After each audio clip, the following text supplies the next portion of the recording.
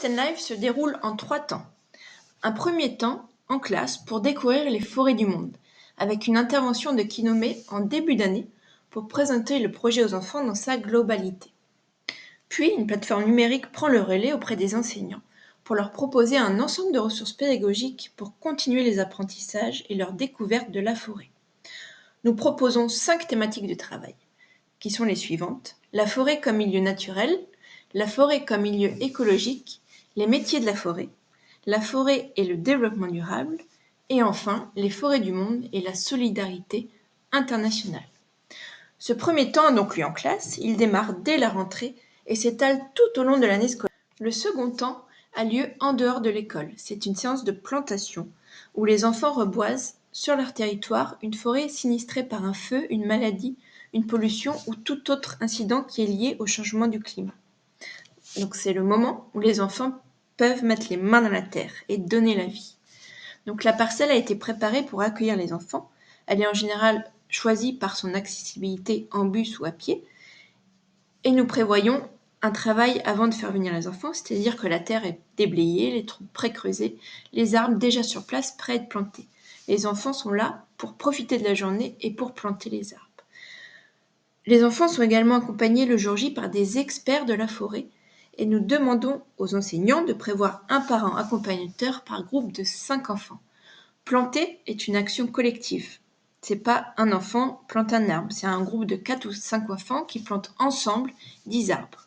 Donc c'est important et nous les accompagnons dans cette voie-là tout au long de la journée. Avant la plantation, nous réservons en général un temps de qualité pour accueillir les enfants et leur expliquer l'histoire de la parcelle. Pourquoi replanter? Avec quelle essence et comment, surtout en leur proposant une démonstration. Il est vraiment très important que les enfants prennent conscience du sens de leur action. De quoi s'agit-il? Planter pour l'intérêt général, afin que les arbres puissent être encore là quand j'aurai 70 ans, voire plus 100 ans. Donc en général, nous plantons un mélange d'essences qui est adapté aux conditions du milieu et choisi pour améliorer la biodiversité locale. Donc tout ça, nous expliquons ça aux enfants au début de plantation pour qu'ils puissent vraiment comprendre à quoi ils vont contribuer. Après la démonstration, c'est parti. Les enfants plantent pendant moins de 2 heures par sous-groupe et nous les accompagnons, nous adultes qui sommes présents, dans cette action-là. Par la suite, les arbres plantés sont bien sûr suivis par les experts de la forêt et les enfants sont invités à revenir voir leurs arbres grandir. Donc cette séance de plantation a lieu en général entre novembre et le mois de janvier et février de chaque année, qui correspond à la période de plantation idéale sous nos latitudes. Donc les enfants sont accueillis à la journée ou à la demi-journée en fonction du nombre d'arbres à planter et des besoins des classes. La parcelle est choisie pour son accessibilité en bus ou à pied pour les enfants, je vous l'ai dit tout à l'heure. Donc de manière symétrique, ça c'est essentiel et c'est ce qui fait l'unicité de ce programme-là. De manière symétrique, c'est-à-dire que quand les enfants plantent en France, nous avons un groupe d'enfants en Afrique ou en Amérique du Sud qui plantent également. Pour chaque arbre planté en France, 2 arbres sont parrainés en solidarité internationale avec des écoles de ces pays du Sud, qui font la même chose que les enfants français, qui partent sur une journée découvrir leur forêt. Par exemple, au Gabon, nous travaillons dans une forêt qui est à 30 km à peu près de la capitale de Libreville. Au Togo, les écoles sont invitées à replanter à proximité des arbres fruitiers, du moringa ou des arbres locaux pour améliorer et embellir leur école. Donc voilà, nous essayons au maximum de lier les opérations qui ont lieu en France et les opérations qui ont lieu là-bas pour que les enfants soient liés le temps de cette journée. Après avoir découvert la forêt en classe, planter des arbres sur son territoire et en solidarité internationale, c'est le moment pour les jeunes Français de retourner en classe et de poursuivre leur découverte avec leurs enseignants.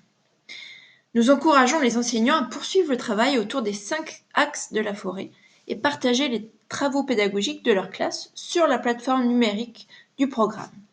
Nous leur proposons également de prendre contact avec les classes de l'autre pays pour que les enfants puissent communiquer entre eux sous forme de lettres ou de dessins ou de tout autre support.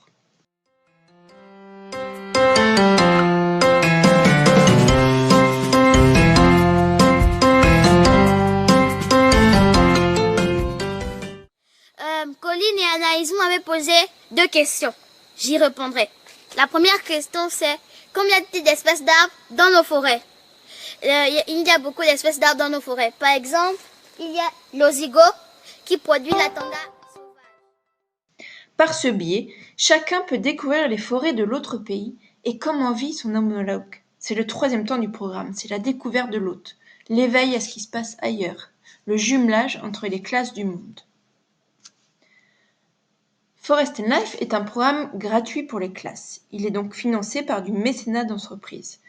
C'est Kinome qui est en charge de rechercher auprès des fondations et des entreprises des financements pour pouvoir déployer à grande échelle le programme Forest and Life. À ce jour, plus d'une cinquantaine de mécènes nous ont ainsi fait confiance et ont permis à 400 établissements scolaires de participer au programme pour reboiser collectivement plus de 100 000 arbres. Grâce à Forest and Life, ce sont plus de 25 000 enfants qui ont pris conscience qu'il est inutile d'attendre d'être adulte pour s'engager et changer le monde. Donc maintenant, notre vision est la suivante. Nous aimerions et nous visualisons que chaque enfant qui rentre en 6e puisse avoir au moins planté un arbre au cours de son cursus scolaire. Comment y arriver? C'est très simple. Dans un premier temps, nous avons besoin de déployer dans chaque région, puis d'essaimer dans chaque département, en impliquant tous les acteurs de chaque territoire.